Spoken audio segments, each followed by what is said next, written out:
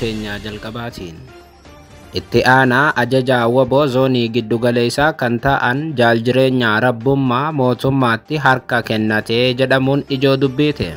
Dhugumaan jaal jireenyaa rabbummaa harka kennateera kan jedhu irratti AGM waan odeeffate qaba. Bal'inaan dhageessu. Oduu biraatiin naannoo Tigraay keessatti rakkoo hedduun osoo jiruu waraanni gaggeeffamu hin jiraatu jedhan dubbi himaan wayyaane. Bal'inaan dhageessu. Oduu biraatiin qophiin roodmaappii raawwii haqa ce'umsaa xumuramee gara hojiitti galamuun ibsame. Mana maree ministeerotaatti kan dhiyaate ragga'ee imaammanni haqa ce'umsaa amma gara hojiitti galuufi jedhameera. Roodmaappiin kun maal ture? Bal'inaan dhageessu.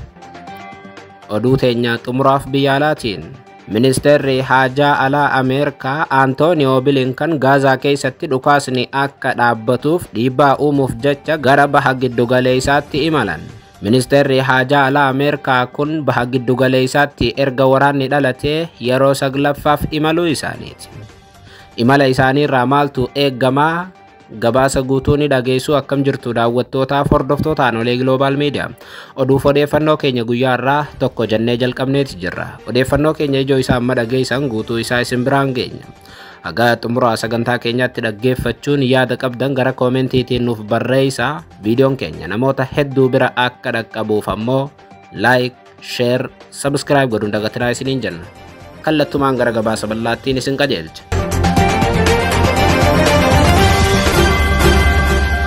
Oduu teenya jalqabaatiin itti aanaa ajajaa waboo zoonii giddugaleessaa kan ta'an jaal jireenyaa rabbummaa mootummaatti harka kennatee jedhamuun ijoo dubbiite. Guyyaa lamaan darbe kana jaal jireenyaa rabbummaa mootummaatti harka kennateera jedhamuun bal'inaan odeeffamaa tureeti jira. Ajajaa itti aanaa waraana bilisummaa Oromoo zoonii giddugaleessaa kan ta'e jaal jireenyaa rabbummaa ji'ootan darbe waraana bilisummaa Oromoo zoonii lixaatiin doorsifamaa jirra jechuun himachaa ture. Gama kaaniin waraanni bilisummaa Oromoo zoonii lixaa immoo gareen jaal jireenyaa rabbummaa zoonii giddugaleessaatti mootummaadhaan deeggaramee waboo jeeqaa jira jechuun himachaa ture. Akkasumas ammoo waraanni bilisummaa Oromoo zoonii lixaatii deemee gara Finfinnee akka hin seenneef waraana jaal jireenyaatu danqaa nutti tahee jechuun himata. Waboon zoonii lixaa guyyoota dura jaalmarroo dirribaa dhimma kanarratti haasawa godheen waraanni bilisummaa Oromoo zoonii lixaatii dhufee akka gara Finfinneetti hin qajeelleef waboon gandaan ijaarame danqaa itti tahee jechuun himatanii turan. Garuu kallattiidhaan jaalmarroon jaal jireenyaa maqaa hin dhoofne ture. Gama biraatiin ji'uma darbe kana keessa sagantaa zuumii irratti immoo jaal jireenyaan badii isaarraa akka adabatu akeekkachiifame, isaa ol ammoo akka hiikkatu gaafatamee ture. Kanaas ammoo jaalmarroo dirribaa dheengadda haasawa godheen mirkaneesseera. Osoodhuma waraanni bilisummaa Oromoo jaal jireenyaan akka hiikkatan gaafatu amma immoo jaal jireenyaan raayyaa ittisa biyyaatti harka kennatee odeeffannoon jettu baateetti. Jaal jireenyaan mootummaatti harka kennatee Finfinnee seeneera odeeffannoon jettu bal'inaan qoodamuu hordofee nus dhimmicha qulqulleessuuf hordoffii taasisneerra. Warri jaal jireenyaan harka kennatee Finfinnee seenee jechuun himan akka ragaatti viidiyoo inni obbo Haayiluu Goonfaa faana mari'ate jechuun AGM firgan. Viidiyoo tanarraa AGM akka hubatetti jaal jireenyaa fi Haayiluu Goonfaa jaal jireenyaan akkamitti galuu akka danda'u irratti wayita mari'atan mul'isa. Viidiyoon kun haasawa isaan bilbilaan haasawan sagalee waraabamedha.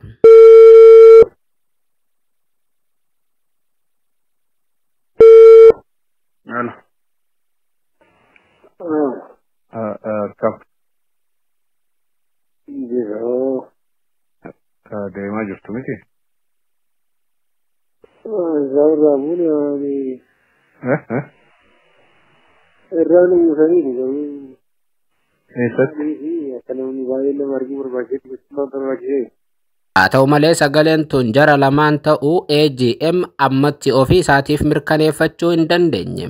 Qaamota jaaljireenyaan harka kennatan jedhuutu viidiyoo tana AGM'if erge. Amma gaafii guddaa namni kun dhugumaan galeeraa kan jedhudha. Guutummaatti jaaljireenyaan galeeraa odeeffannoon jedhu soba. Jaaljireenyaan dhimma kanarratti deebii laateen ani ammayyuu jaallan qabsoo waliiniin bakka qabsoo jiraa jedhan. Kanaas ammoo AGM viidiyoodhaan mirkaneeffateera. Akka jaaljireenyaan jedhanitti odeeffannoon sobaa ta'e jedhanii narratti hafarsan kun anaaf kan jalqabaa miti jedhan. Itti dabaluudhaanis ani qabsoodhaa fi manaa bahe malee bahee manatti deebi'uuf miti jechuun deebii laate. Egaa gidduu kana wanni sooshaal miidiyaa irraa asii wajji deddeebi'uu turte. Egaa ololli suni waan haaraa miti, namoota garii afaan baay'ee bujaajii uumuu danda'a. Ammoo akeekni wanni suni gadhiifamee ekeleen jireenya nyaabatti galee iddoo akkasii jira, bakka akkasii dhaqee nyaabatti galee ramaa jedhamee haasa'amu kuni ani bakkuma isin duritti na beektan dirree qabsoon jira. Jaallan dirree qabsoo kaleessa waliin turre har'as walumaan jirra, qabsoo sabaatti jirra. Egaa ololli kuni kan waggaa lamaa ol deemaa ture, har'as sanumatu deemaa jira. Bifa isaa jijjiirratee inni kaleessa ololaa fi lola xixiqqaan deemaa ture. Inni miilanaa kun immoo walumaa galatti jaaljireenya rabbummaa ani ammatti qabsoorraan jira malee harkiniin kennadhe hin jiru jechuun dubbateera.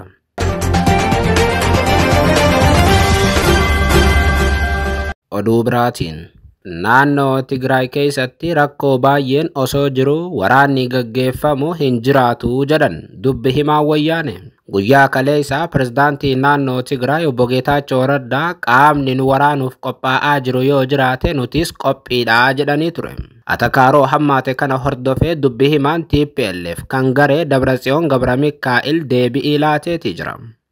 Akka dubbi himaa wayyaane Amaanu'eel Asaffaa jedhanitti wal dhibdeen ammaa kun dhimma jaarmiyaati waan ta'eef wanti gara waraanaatti nama geessu hin jiru jedhan.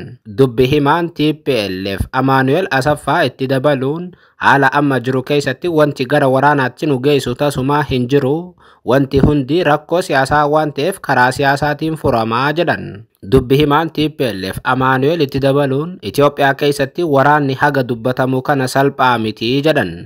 Aarsaa guddaa nama gaafataa jechuun dubbatan. Arra Tigraay keessatti rakkoon hedduutu jira kan jedhan dubbi himaan TPLF kun ummanni wareegama kaffalaa jira jechuun dubbatan. Kaffaleeraas jedhaniiru. Ummanni garuu abdii nagaa argame gara sadarkaa olaanaatti ceesisuuf wareegama kaffalaa jira malee amma booda ummata kana waraanatti qaamni deebisu hin jiru jedhaniiru. Rakkoolee jiran kana sababa godhachuun gara waraanaatti osoo hin galin dura jaarmiyaan TPLF kan qaama waliigaltee Piriitooriyaa ta'e rakkoo keessoo hiikuu fi nagaa waaraa Tigraay deebisuuf hojjechaa jiraachuu kaasanii TPLF jaarmiyaa tokko jechuun dubbatan. Jaarmeenni tokko adda bahee wanti waraanatti isa geessu hin jiru jechuu fedhan. Rakkoo amma wayyaanee gidduutti uumame kan fide lola Itoophiyaa keessatti walitti fufiinsaan gaggeeffamaa turedha kan jedhan obbo Amaanu'eel wayyaanee waan tokko waan gooteef yookaan marii waan taasisteef waraanni dhalatu hin jiru jedhan. Akkamitti salphaadhuma kanatti waraanatti deebi'a wayyaaneen jechuun dubbi himaan TPLF kun dubbatan. Kun dhimma jaarmiyaa tokkooti. Konferensiin amma gaggeeffame kun rakkoo keessoo furuuf kan gaggeeffamudha malee kan waraanaaf gaggeeffamuu miti yookaan waraanaaf itti wal mari'atan miti jedhaniiru.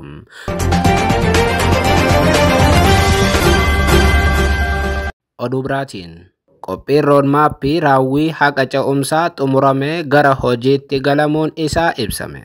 Mana maree ministeerotaatti dhiyaate kan ragga'e imaammanni haqa ce'umsaa gara hojiitti akka galuuf roodmaappii sirna raawwii hordoffii fi deeggarsa qajeelchuu xumuramuu ministeerri haqaa Itoophiyaa beeksise. Ministeerichi dhimmicha ilaalchisuun ibsa arra baaseen imaammanni haqa ce'umsaa ebla 9/2016 mana maree ministeerotaatiin ragga'uu hordofee imaammaticha gara boqonnaa hojiirra oolchuutti ceesisuuf qophiileen duraa kan barbaachisan raawwatamaa turuu himan.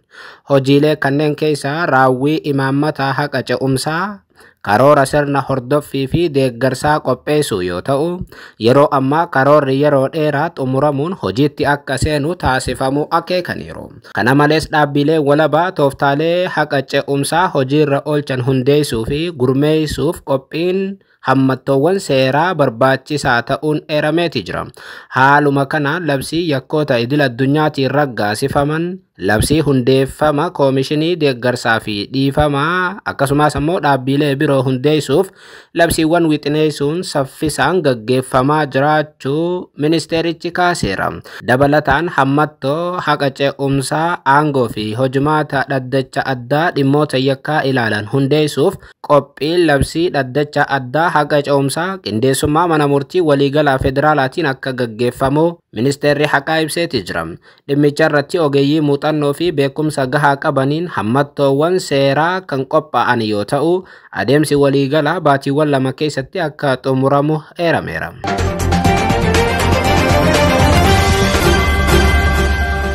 Oduu teenya xumuraatii fi biyya alaatiin Ministeerri haajaa alaa Ameerikaa Antooniyoo Bilinkan Gaazaa keessatti dhukaasni akka dhaabbatuuf dhiibbaa uumuuf jecha gara baha giddugaleessaatti imalan. Erga waraanni Gaazaa onkololeessa 7/2023 eegalee, Ministeerri dhimma alaa Ameerikaa Antooniyoo Bilinkan imala ammaa kana dabalatee yeroo 9ffaa isaanii gara baha giddugaleessaatti imalaniiru. Eegamariin dhukaasa dhaabuu torbee darbee Dohaatti eegalee US waliigalteerra akka ga'amu abdii qabaachuu ibsa.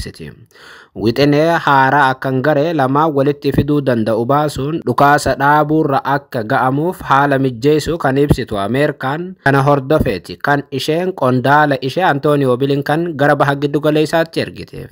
Hamaas garuu fooyya'insa US himtu kana akka waan abjootaa jiraniitti akka ilaalu ibseeti jira. Garaagarummaa guddaan kan uumame Israa'el loltoota ishee hunda Gaazaa keessaa baasuu yaada jedhu irratti. Hamaas yaada kanarratti cicham. Abba Bilinkan kora hoogganoonni Israa'el wiixata irraa hagayya 19/2024 taa'uuf jedhan irratti argamuun akka gara waliigalteetti dhufan dhiibbaa ni uumu jedhamee eegama. Ameerikaan ammallee marsaa kana waliigalteen dhukaasa dhaabuu ni milkaa'aa jettee abdatti. Torbaan dhufu sa'aatii kana Gaazaa keessatti dhukaasni hin jiraatu jedhanii amanu warri Ameerikaa. Garuu abdii fi fedhiin Ameerikaan agarsiistu kun haala wal fakkaataadhaan hoogganoota Israa'el fi Hamaas biratti mul'atu. Lameenuu wal himachuu malee gara waliigalteetti waan isaan fidurratti xiyyeeffataa hin jiran. Waliigalteen kun gufachuu isaatiifis quba walitti qabu. Israa'el garuu duula Gaazaa keessatti gaggeessaa jirtuun duguuggaa sanyii raawwachuu irratti argamti. Israa'el waraanni kun onkololeessa 7 erga jalqabee turtii ji'oota 9 keessatti namoota 40,000 takkaa ol fixxeeti jirti. Addunyaa irratti gara jabummaa daangaa darbeen kan beekamtu Israa'el waraanicha ammaas hammeessuuf fedha qabdi. Ammaaf kan qabanne kanuma. Yeroo gaarii.